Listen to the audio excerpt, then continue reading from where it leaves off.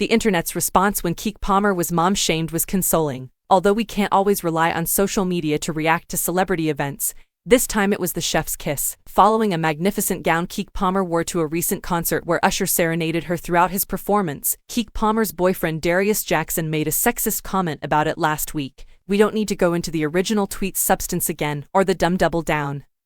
But if you're interested, it's all available here. And the internet immediately came after him. Jackson might have just kept his composure during what seemed to be a fun exchange between two legends and then later communicated his displeasure with it. Instead, he learned that airing out what turned out to be some mom-shaming thoughts is a great way to get dragged across several social media platforms. Palmer's fans made it abundantly clear that in 2023, we're not here for this behavior, especially from a romantic partner. The backlash was enough to make anyone deactivate their account, which Jackson apparently did. Look, you are not going to come for anyone in the sisterhood in public, let alone the self-made actress, singer, TV personality and mother, Keke freakin' Palmer, and not hear how you got us effed up. We're angry about what Jackson said, but whatever happens in their relationship is their business. His comments, however, reflect two widespread injustices that we have to address: the policing of Black women's bodies and mom-shaming. His "you are a mother" comment is rooted in outdated gender norms that control how we think about Black women and our bodies. If we are not held to an unachievable standard of respectability, we are mammified, deemed undesirable, and reduced to identities shaped by bearing and raising children. These arguments hold no weight in modern relationships and seriously need to be thrown out. It's time for society to catch up and realize our bodies and identities cannot and will not be policed.